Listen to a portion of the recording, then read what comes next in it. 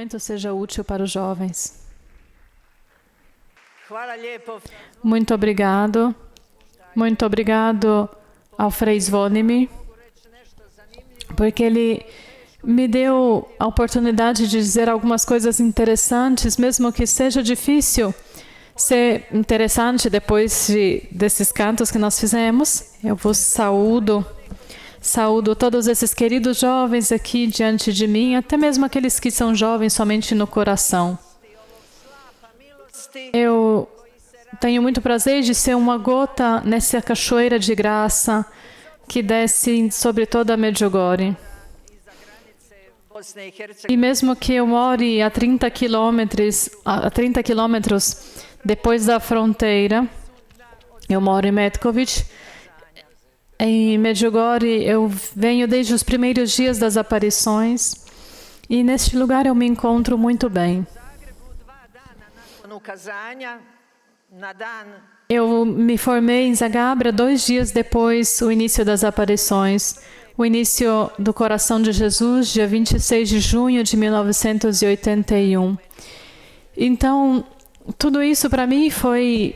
Toda a cerimônia ficou em segundo lugar porque eu fiquei sabendo das aparições de Nossa Senhora. Então eu voltei logo, subi sobre o Monte das Aparições e ali eu conheci Vitska. E um dia a Vitska me levou na sacristia durante uma aparição. E isso para mim foi um evento único, uma experiência única em toda a minha vida. Eu nunca vivi uma situação similar a essa. Eu li vários livros escritos por diversos médicos. Então eu aqui em Medjugorje, junto com aqueles jovens, e vi a Nossa Senhora. Então eu olhei e escutei com o meu coração, Nossa Senhora era ali. Graças a Vitska, que provavelmente naquele momento tinha até esquecido de mim.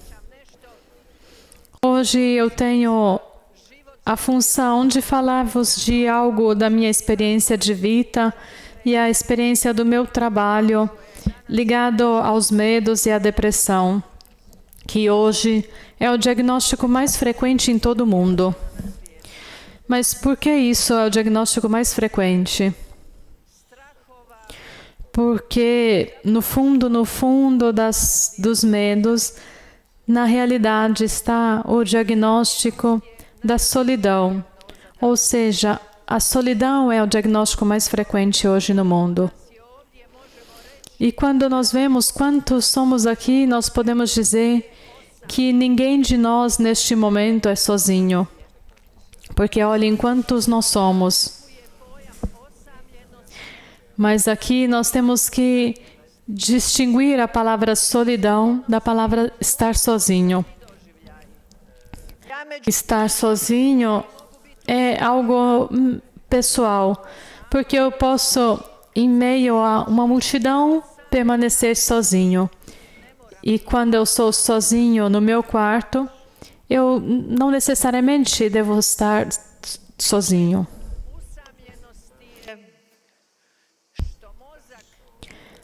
O problema de sentir-se sozinho é porque o nosso cérebro, do mesmo meio, ele registra a solidão e a dor. E então é por isso que várias vezes, que o fenômeno de estar sozinho dói. O que está escondido atrás disso?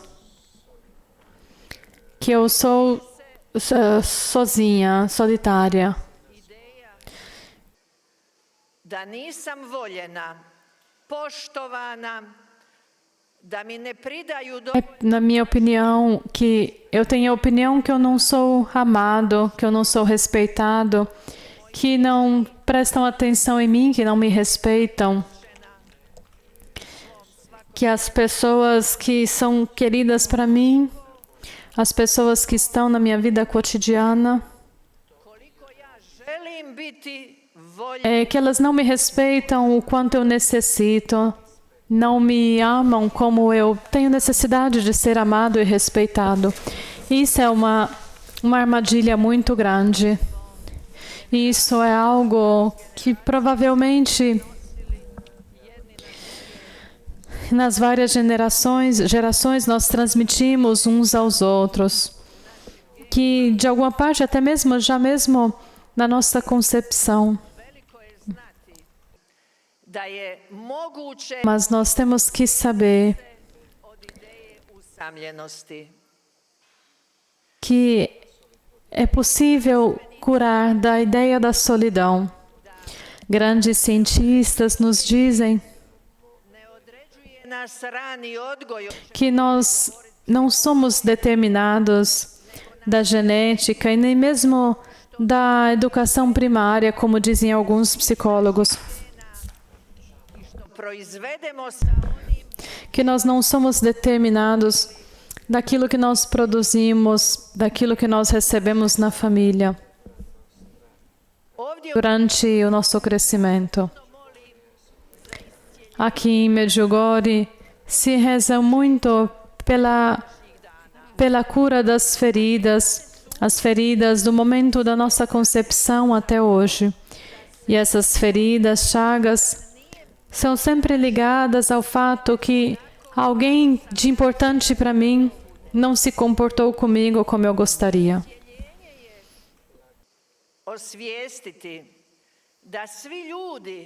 A cura é saber que todas as pessoas que nós encontramos na nossa vida, todas as pessoas que nós passamos mais ou menos tempo, na verdade elas nos deram aquilo que tinham. Por isso, quando os pais me dizem eu errei, ninguém nunca errou. Todos, em todos os momentos, davam aquilo que tinham. Mas isso não significa que toda a vida nós não precisamos de investir no esforço de ter ainda mais, não as coisas materiais, mas as capacidades pessoais. Capacidades pessoais, mentais, para poder criar sempre um ambiente melhor para as pessoas que estão perto de nós.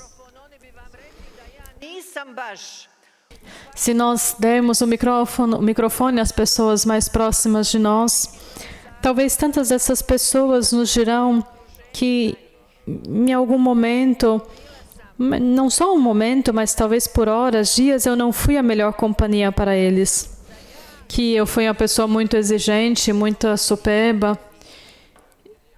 Porque eu gostaria que os meus filhos e todas as outras pessoas fossem melhores que os outros, porque eu achava que isso era uma coisa boa de desenvolver.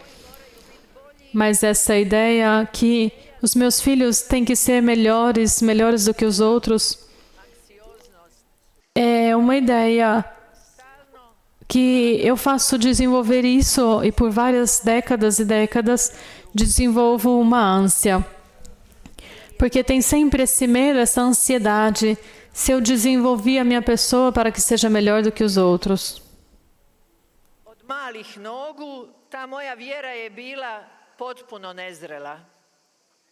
Quando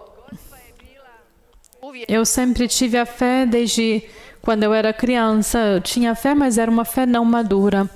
Nossa Senhora sempre foi importante na minha vida. Mas eu comecei a conhecer a Jesus quando eu era adulta. E eu tinha medo dele. Eu não compreendia que Jesus tem o mesmo amor como o amor da sua mãe. Eu pensava que Jesus era muito crítico. Isso aumentava ainda mais a minha ânsia. Porque eu não achava que eu fosse boa com as pessoas. E eu me perguntava o que Jesus pensa de mim. E muitas vezes eu me confessava sempre dos mesmos pecados. E uma vez eu disse, talvez essa confissão, talvez eu não possa mais ser santa. Então, tudo isso provocou uma grande baixa autoestima, uma grande desconfiança em mim. E o meu grande medo era, e se eu perder alguém que me é próximo? Ja sam Nós somos uma pequena família. obilazila kipove svetaca I molila se I E todas as vezes, depois da missa, nós íamos nas estátuas dos vários santos para rezarmos.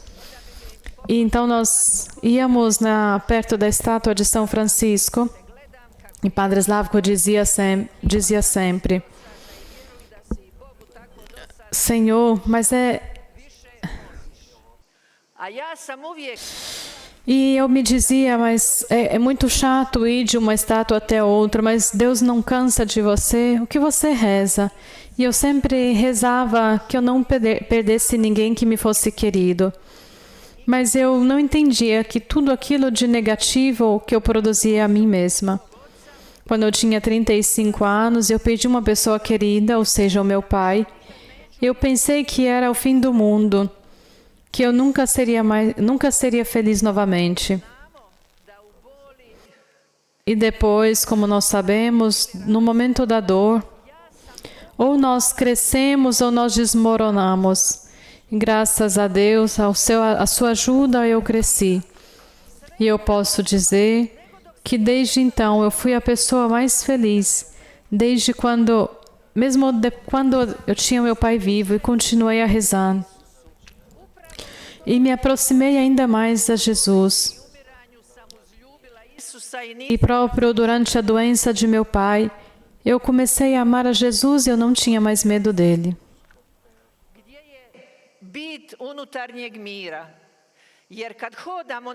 Eu descobri onde estava a paz interior. E quando eu vinha nas peregrinações, ou talvez quando nós vamos do psicoterapeuta, nós buscamos a paz. E para nós é sempre claro, se aqui no nosso peito nós temos como uma borboleta ou um elefante, e a partir disso nós sabemos se estamos bem ou não. Mas não nos é claro que somos nós que provocamos isso.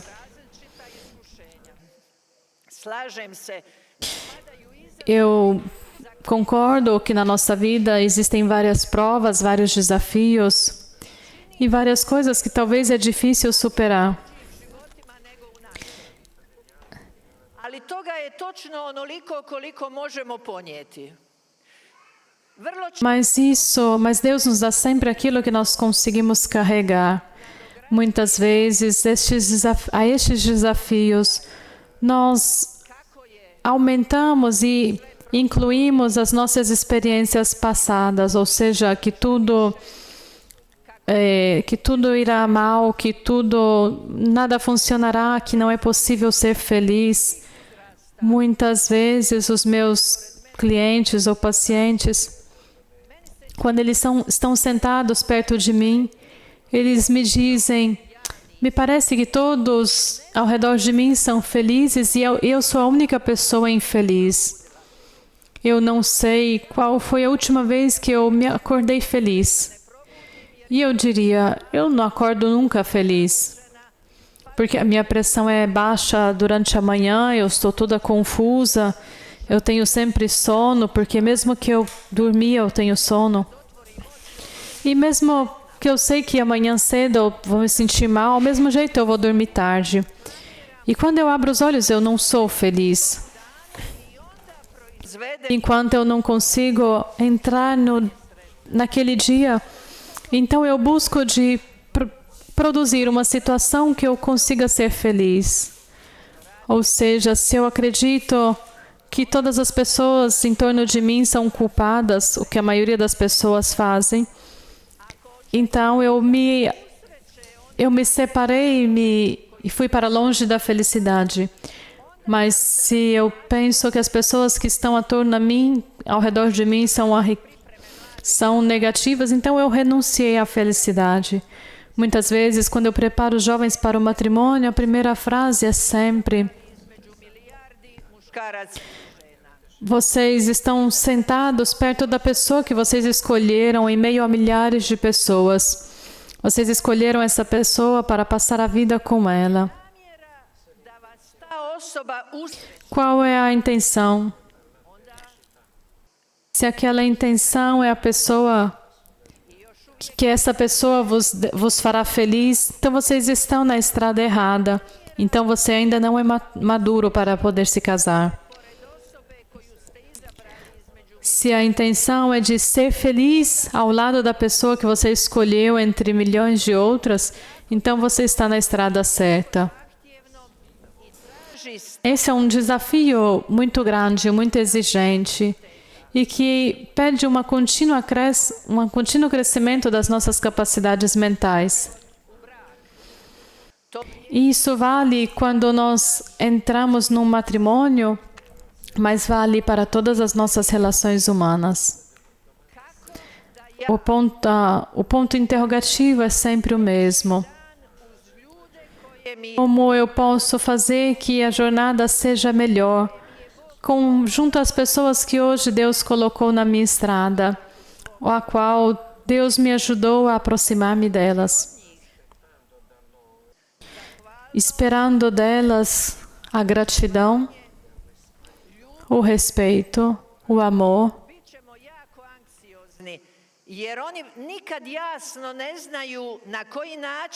E nós temos sempre muita ânsia porque nós não sabemos nunca como as outras pessoas esperam e quais são esses parâmetros. E muitas vezes as pessoas não têm a capacidade de perceber aquilo da qual nós temos necessidade.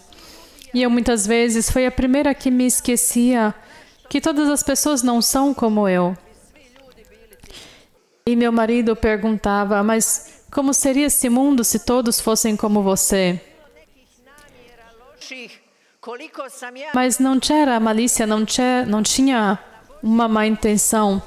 Eu pensava que eu era justa, que eu caminhava na estrada certa. E todos aqueles que me seguiam eram pessoas boas. E todos aqueles que pensavam ao contrário de mim eram pessoas más ou gostariam de fazer-me mal. E nesse modo de pensar, o medo se desenvolve. Quantas pessoas eu vou conhecer e quantas me darão respeito, me darão amor. E deste modo, muitos de nós começamos a viver na ansiedade. E a ansiedade se pode diagnosticar até mesmo por meio... muitos meus colegas, várias vezes, fazem o diagnóstico porque nós temos a depressão e também a ansiedade. Porque a ansiedade é quando eu não me sinto como uma borboleta nesse mundo. Mas eu me sinto como se eu vivesse com pesos. Mas como eu faço o meu trabalho? Se tenho depressão, então eu me amarro ainda mais com esses pesos, com esses obstáculos da vida cotidiana. Então eu não faço bem o meu trabalho, nem pessoalmente, nem a nível profissional.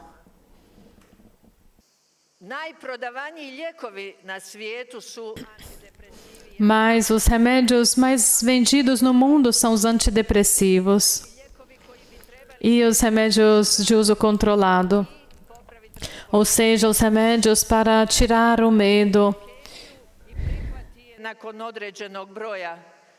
e para trazer uma solução rápida. E depois de algumas semanas que o corpo aceita isso é como uma bengala para que nós possamos caminhar no melhor modo. Mas muitas vezes eu digo não que as pessoas não precisem de uma bengala, porque algumas pessoas machucaram o pé e precisam de uma bengala, mas elas não podem caminhar com isso toda a vida, mas somente no período da reabilitação, que depois elas curam a ferida no pé e depois não precisam mais dessa bengala.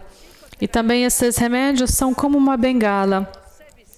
E, além disso, precisa da psicoterapia para nos lembrar que nós precisamos ver onde nós carregamos os pesos da nossa vida. Porque as outras pessoas não podem colocar peso sobre nós. Eu olhei e escutei esses jovens e até mesmo pela televisão, esses eventos maravilhosos.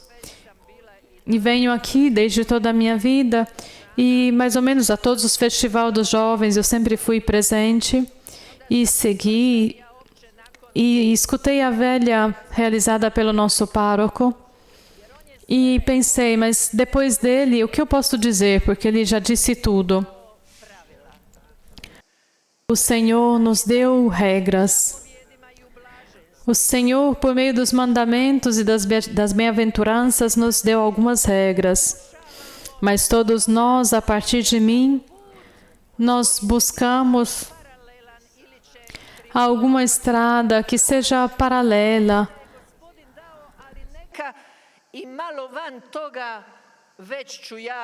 E muitas vezes nós acabamos saindo da estrada. Mas nós buscamos isso para que podemos ser felizes.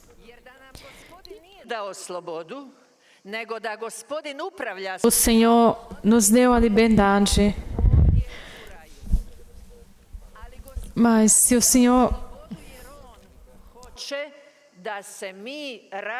Deus nos deu a liberdade porque Ele quer que nós nos desenvolvamos. Ele quer que nós seguimos as suas instruções. Eu, como jovem, eu desenvolvi uma ideia que na vida eu quero fazer algo que eu possa ajudar os jovens a serem felizes. Então, vinha na minha cabeça, mas de onde vem esse desejo? Esse desejo vem do fato que eu não era uma pessoa feliz. Mas isso eu nunca teria aceitado, porque todos ao redor de mim pensavam que eu era feliz, uma pessoa muito feliz. Eu tinha sucesso na escola, eu tinha bons pais que me amavam, que eram atentos. Eu tinha amigos, mas eu não era feliz. Eu não me sentia realizada, nem como fiel credente, a causa da minha soberba, do desejo de ser melhor do que os outros. Ninguém nunca viria em psicoterapia. Se a pessoa... Eu pensava que ninguém viria a fazer psicoterapia se o psicólogo fosse humilde. Então, depois eu me especializei com jovens, mas isso não bastava. Então, eu fui estudar psicoterapia. Então, eu descobri que, na realidade, a pessoa que eu ajudei mais foi a mim mesma. Porque eu não sabia ser feliz com os outros. Porque eu sempre esperava que os outros me dessem a felicidade. E por isso a ansiedade reina nesse mundo. Porque nós sempre esperamos algo dos outros, ao invés de produzir nós mesmos. Então, quando eu fiz todo esse círculo, todo esse caminho, então eu entendi que tudo aquilo que eu tinha aprendido, como ajudar as pessoas, como ajudar a mim mesma, como ser feliz. E tudo isso está ali nos 10 mandamentos, está nas bem-aventuranças. Mas eu precisava me convencer.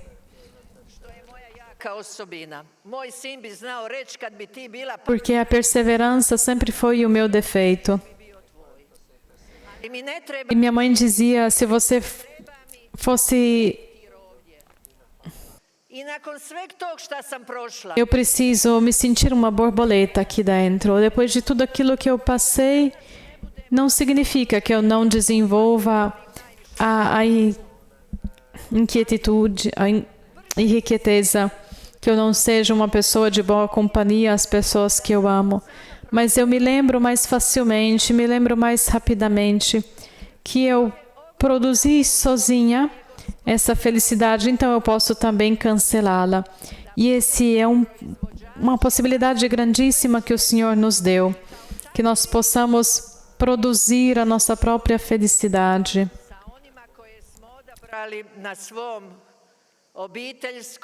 E que nós podemos, na nossa vida cotidiana, naquilo que nós escolhemos, na nossa parte familiar, profissional, que nós podemos gerar a felicidade na nossa vida.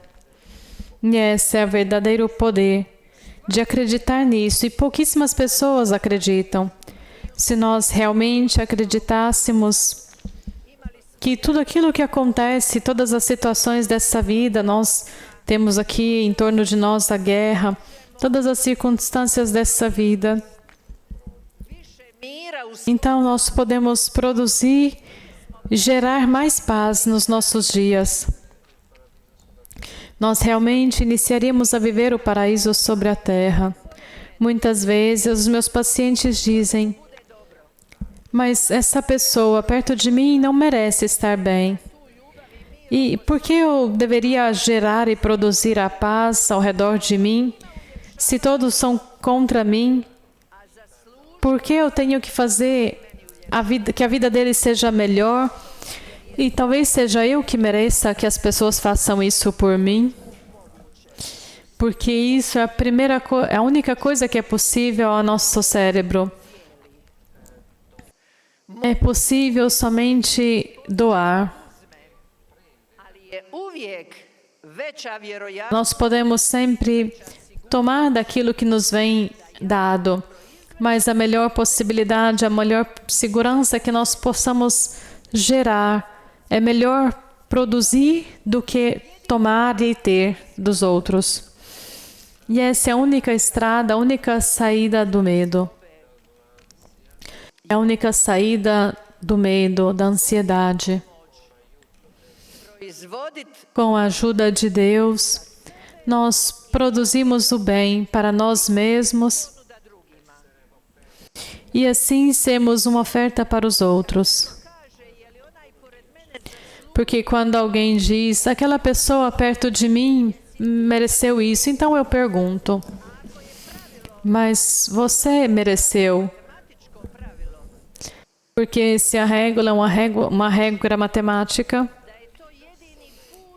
que nada pode ser diferente, que essa é a única estrada pela sua paz e a sua felicidade, que você deu amor, porque Deus imaginou assim o homem, que nós demos e doamos o amor. Então você está lutando contra você mesmo. Eu encontrei várias pessoas que lutam consigo mesmas e eu não tenho medo de dizer diante de pessoas que lutam consigo mesmas, porque é muito exigente, é muito exigente estar bem, porque a ansiedade, ela não morre, ela só fica de um lado e faz sempre atenção para poder sempre voltar à tona. E esse é o mal, essa é a tentação. E eu, em todos os momentos, eu preciso decidir no que eu creio. Em todo momento, eu preciso me perguntar, o que Jesus faria agora? Que coisa Nossa Senhora teria feito agora? Essas são as únicas decisões justas. E os jovens são cheios de desafios. Hoje é muito difícil ser pais. Eu realmente parabenizo os pais de hoje, porque eu me esforcei muito na educação dos meus filhos. E quando eu olho atrás, meus filhos dizem, mas nós éramos crianças boas. E eu digo, sim, ok, mas eu era uma boa mãe, vocês deveriam ser melhores ainda. E por isso, todos nós sofremos. Eu tiro o chapéu para todos os pais de hoje, porque são muitos, muitos desafios hoje. E vejo muitas pessoas idosas que da manhã até a noite somente pensam em se divertir, em viver muito bem. E tudo aquilo que eles têm, eles jogam fora.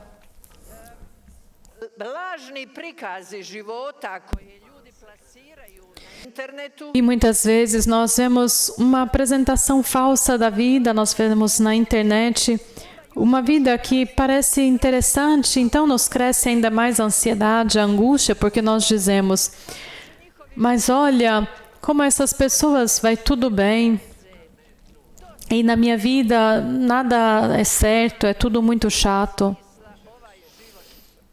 Não tem nenhum sentido essa vida.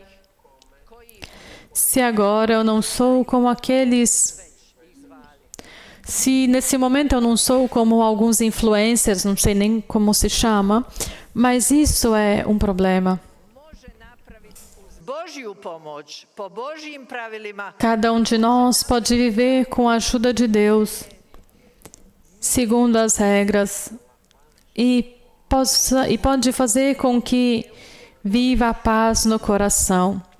A paz no coração é sempre ligada à humildade.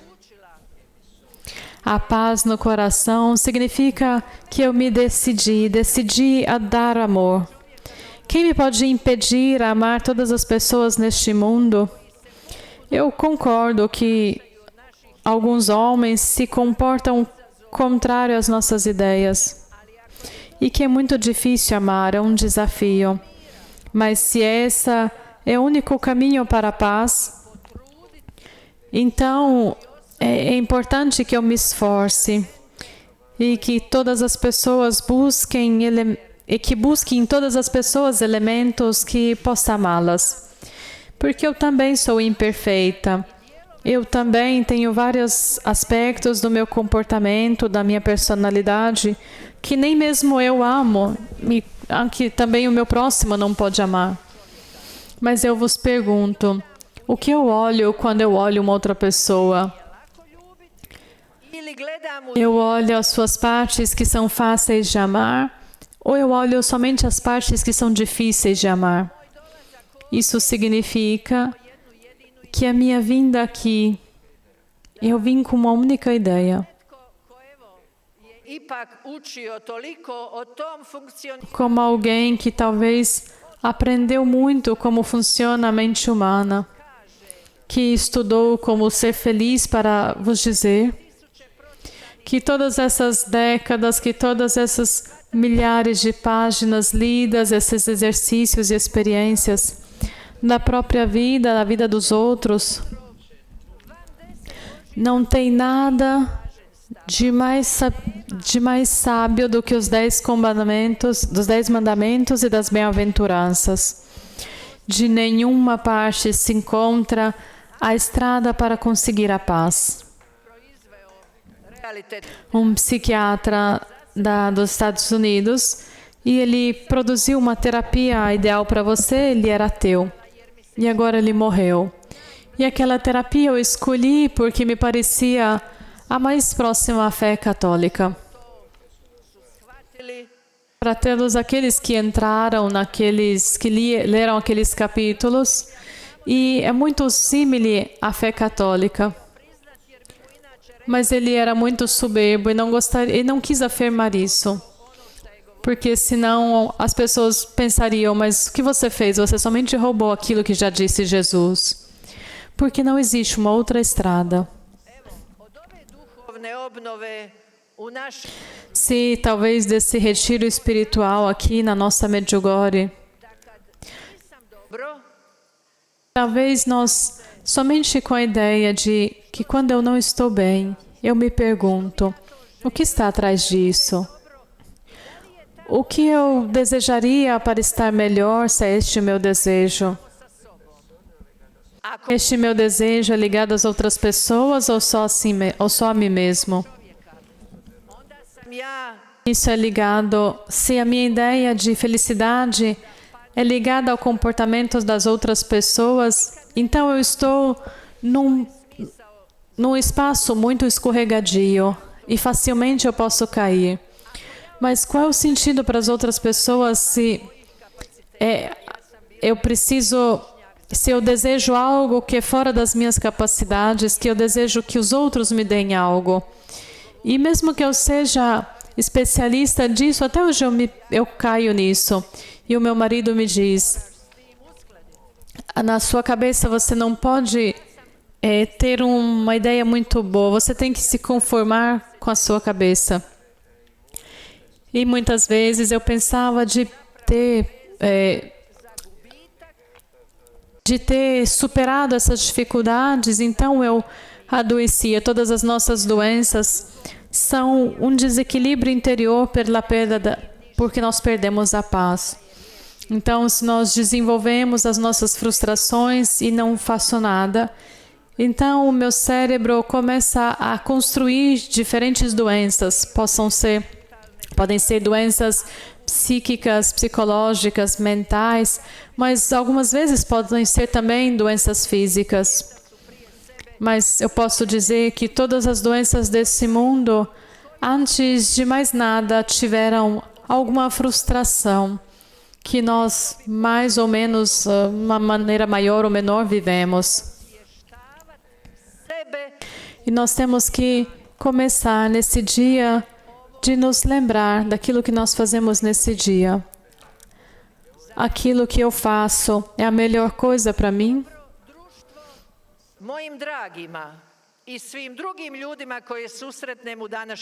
Então eu serei uma boa companhia às pessoas que eu conheço, mas até mesmo às outras pessoas que eu encontro no dia a dia.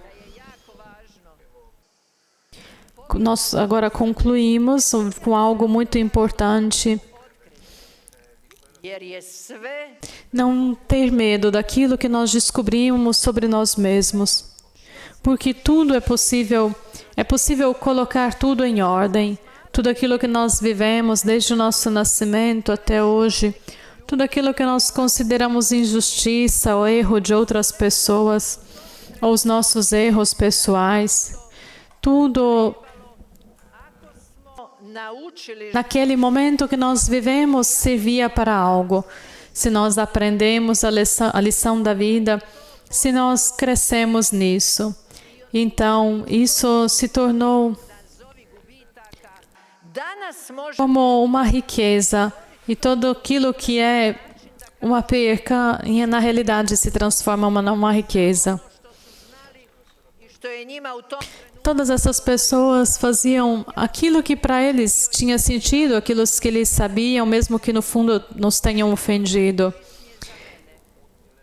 Eu também sempre faço aquilo que naquele momento me parece que seja útil. Não é muito fácil ser é muito fácil ser um comandante depois da batalha, depois da luta. Mas a dificuldade é ser no início da luta, no início da batalha. Tome a própria vida nas suas mãos e várias vezes invoque o Senhor, invoque o Espírito Santo para que te mostre a estrada daquilo que hoje te dá felicidade. E depois dê a felicidade aos outros para que as pessoas que estejam ao seu lado sejam felizes. Porque se eles são felizes, você com eles possa ser feliz. Isso é muito importante por um só motivo. Porque talvez assim vocês podem encontrar a estrada mais rápida. Por décadas e décadas eu lutei contra mim mesma. E hoje eu gostaria que as pessoas que eu encontro, os homens que eu encontro, eu gostaria de me dirigir a eles, que buscam dessa minha experiência sincera, que eu digo que precisam aprender a deixar todas as outras estradas, com exceção àquela estrada que nos indicou Jesus. Então, na nossa vida não terá mais lugar para a ansiedade, para os medos. Quando nós pensamos muito no futuro, nós pensamos, e se isso for assim, e se isso for desse outro jeito? A nós nos foi dado esse dia, 29 de julho, e nós temos que pensar somente no hoje. Se nós pensamos no amanhã, nós podemos pensar somente no único dia que nós temos à disposição.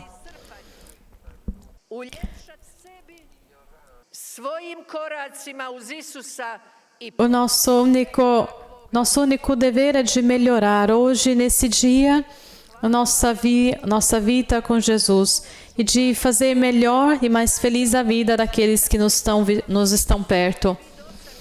Muito obrigada.